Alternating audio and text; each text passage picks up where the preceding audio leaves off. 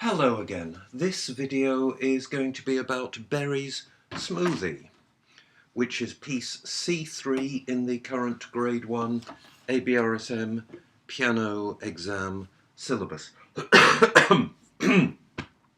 Excuse me, I've got a cold. I'm going to go through it hands separately, I think, and talk about specific things, then put them all together. I'm going to start with the left hand this time. Now, there's middle C, and the left hand starts here with the pinky, the little finger on G. It's not the G nearest to middle C, it's the next one down. The G of Grizzly Bears Don't Fear Anything. Okay, now a lot of the left hand is pretty simple and it follows a particular pattern. So at the beginning, I basically do this. So my pinky keeps repeating the G, my thumb starts on D, and then it goes to E, and then goes back to D. So it's alternating between those two. And it does that a lot, either in that position or a different position, which I'll show you in a moment. Now, make sure you play that nice and strongly.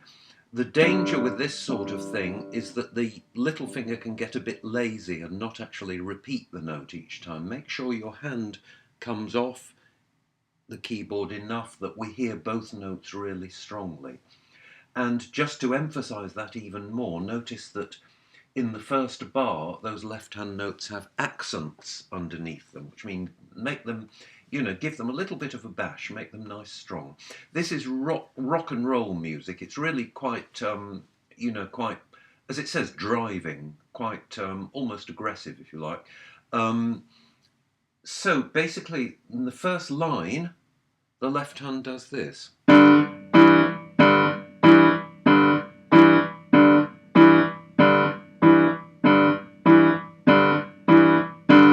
Sorry, I forgot to say, the first bar has the accents underneath the notes, and then notice in the second bar it says S-I-M, which is short for the Italian word simile, which basically means carry on playing the same way. So in other words, keep giving them accents, just like in the first bar, save printing out the accent sign each time.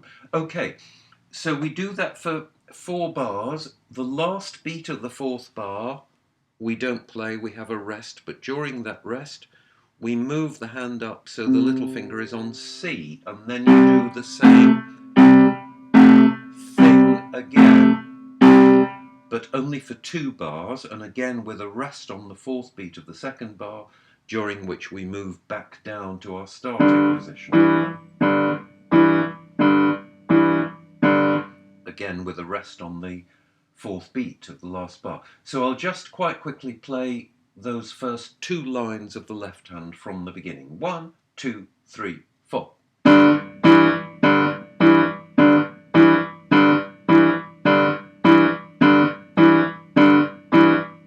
Move. Move. Good. Then we move again. The next note, you'll notice, beginning of bar 9, is a D. So it's that. So I'm moving a little bit further than I did before. I'm moving so my pinky goes to D. And then I have to play those 2 notes. Again, they've put an accent on that to stress that. So that's middle C with my thumb and F sharp with my 3rd finger. It's F sharp because of the key signature. Because we are in the key of G major, although funnily enough, I think that's the only F sharp in the piece. Most of the Fs are actually natural in this because of the nature. It's a sort of blues or rock and roll style where the 7th note is often flattened. Anyway, never mind about that. So we go 1, 2, 3, 4. That's the timing of bar 9. A staccato D, 1, 2, and 3, 4. Off on beat 4, and then down to C for 2 beats. So 1, 2, 3, 4, 1, 2, 3, back to where we started.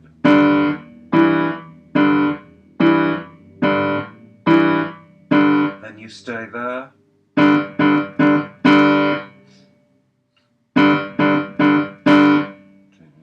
1, 3, 4. And the very last note is out of the range of my camera, but it is the G that's an octave below this one. So that last bar is going to be 1, 3, 4, 5 off, and then that low G. Do it with your little finger because it's the lowest note. There's no point in moving your hand further than it needs to be. So in that last line, we have a different sort of rhythm. Again, it's very much based on that, but a different rhythm. So from bar 13 once more to the end. 1, 2, 3, 4, 1, 2, and 3, 4, 1, 2, and 3, 4, 1, 2, 3, 4. And that's it. I might just now quickly, I don't think I'll play, I won't play the whole thing. I'm going to play the left hand from bar 5, beginning of the second line, because it is very, very samey otherwise. So beginning of the second line to the end, left hand only. 1, 2, 3, 4.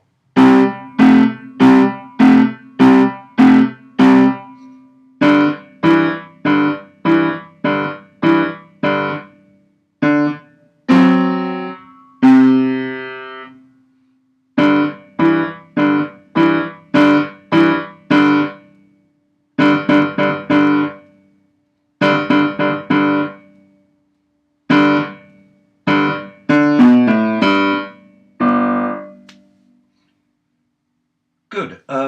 Now let's look at the right hand. Now the very first note is an F natural, so it's actually cancelling the key signature of F sharp. If I'd written this down, I wouldn't put the key signature in because there is actually only one F sharp in the whole piece. I know why the composer did it, because it definitely is in the key of G, but to me that's putting theory above practicality. But never mind. Anyway, so your right hand starts in this position. I'm going to move. Well, my pinky is just outside the range of the camera, but that doesn't matter. Well, that note doesn't occur. The highest note, the highest note is that G. So I'm starting in this position with my thumb on D, third finger on the F, and it starts like this.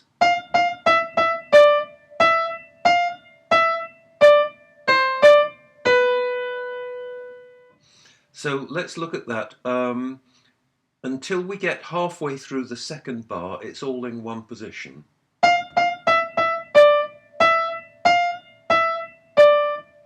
In fact, 3/4 of the way through the second bar.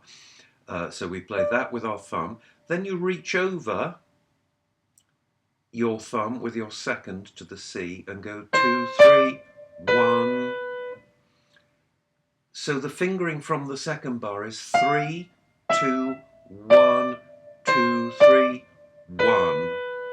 So you brought your second over. Don't leave your thumb there on the D. 3, 2, 1, 2, 3, 1. And notice the timing. The third bar begins with half a beat's rest, and the note comes halfway through the beat. So the timing is 1, 2, and 3, and 4, and 1, and 2, and 3, and 4, and 1, and 2, and 3, and 4, and off. Okay? The next phrase, apart from the pickup, which is at the end of the first line, then it basically does exactly the same thing again. They haven't put the fingering in again in the second line in bar, bar 6, because it's the same as the first line, so you will use the same fingering. So going from the pickup, the last two notes at the end of the first line,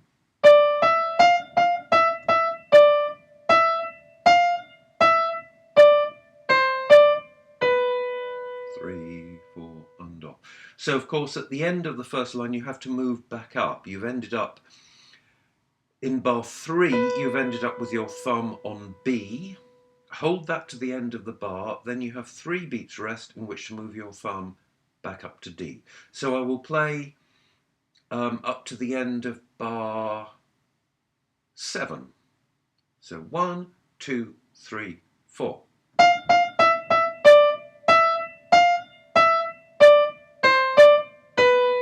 3, 4, 1, 2, 3.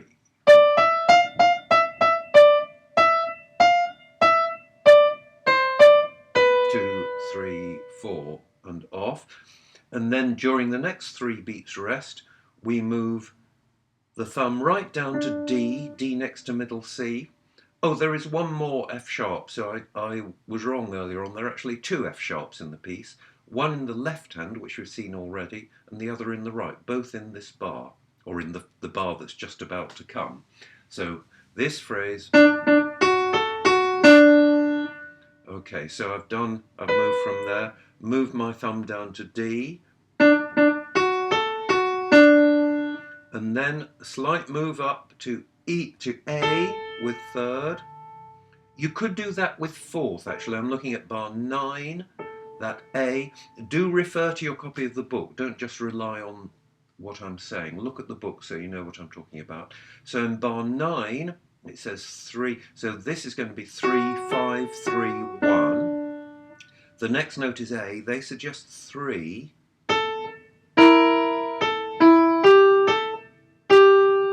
You could, if you prefer, do that with 4. So if it's 3, then it's going to be 1 and 4, 3, 1, 2, 3, 2. Or you could do 4, 5, 1 and 5, 4, 1, 3, 2. Sorry, 3, 4, 3.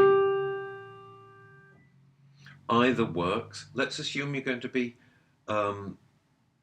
sticking to the fingering in the book. So once again, from the 2 notes at the end of the second line, third moves up to A, then you play E and B flat together.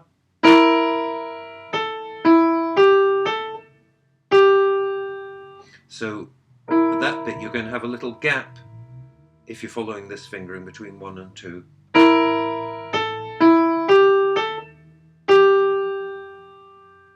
And once again, the timing of all that is 1, 2, 3, 4, and 1 and 2 and 3 and 4 and 1 and 2 and 3 and 4 and 1 and 2 and 3 and 4 and off. So like a lot of rock music, the tune is rather syncopated. In other words, a note starts between beats and is held over a beat. And that's what happens here. That last G comes on the and of 4 and then is held through the next bar. And then in bar 12, we move up, not quite to our original starting position, which was there. So I'm moving up here so that my thumb is on C, and you're doing this with 2 and 5. You could do it with 1 and 4, but I think this fingering is better. So moving to this position, and you're just doing a similar thing to what the left hand is doing. 2, 3, and 4, and 1, 2, 3, and 4, and 1, 2, 3, 4. So there's a sort of dialogue going on between the hands at this point. And 4, and 1, 2, 3, and 4, and 1, 2, 3, and 4, and 1, 2, 3, 4. Then you have to reach down. So the fingering here is this. My thumb goes 1 step down to B, but I'm reaching across my thumb to play the B flat with my second finger. I'll play this slowly so you can see. 2, 1, 2, 3, 5, and don't give that last note a nice accent, but don't hold it. 2, 1, 3. Sorry, I said that wrong. 2, 1, 2, 3, 5. Other fingerings are possible, but I think this works really well. So you've got to be quite quick with this move, but it's not very difficult. You're going 2, 1. Your second is springing off there, going to the D, so making a gap. 2, 3, 5. 2, 1, 2, 3, 5. That will take a little bit of practice just to get used to it, but once you do get used to it, it's not particularly difficult. Okay. Now, in terms of putting the hands together, the busiest part, I suppose, is that last bar. But it's not difficult in terms of rhythm because both, apart from the B flat, both hands are playing at the same time. And then the left hand does that low G. The bit that can be a bit tricky at first is the beginning of bar 3 and also the beginning of bar 7, which is basically the same music, because that's where the right hand has a syncopation again. It's coming in between the beats, but the left hand is on the beat. So the timing of bar 3 is this: 1 and 2 and 3 and 4. So it's left, right, left, left, left. Just practice that. Left, right, left, left. And how that fits in if I play it from the beginning at that speed.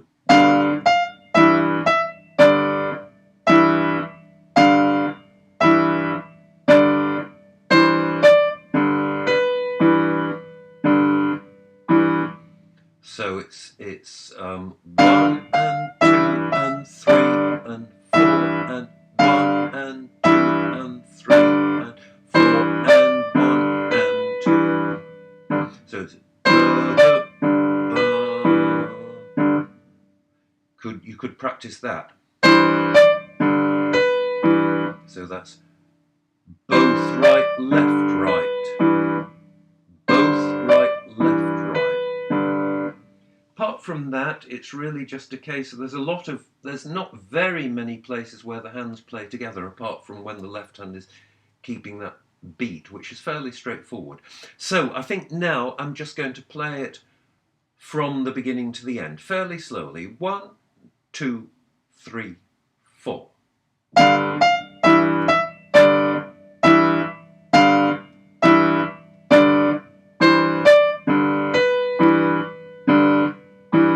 Right hand off.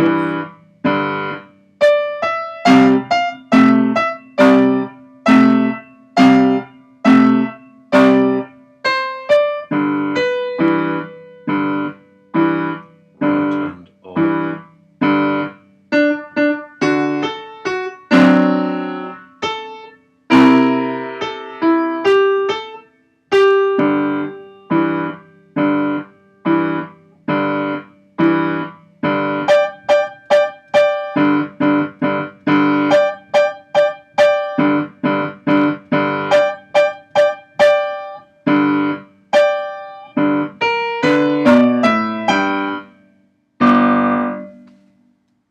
Interestingly, that last G I found myself playing with my third finger.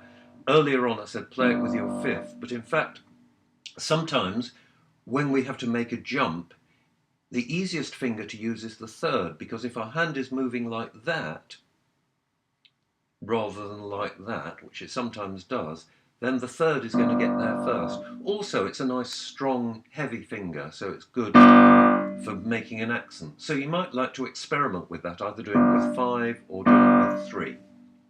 Okay, I'm going to play it once more from the beginning, a little faster. 1, 2, 3, 4.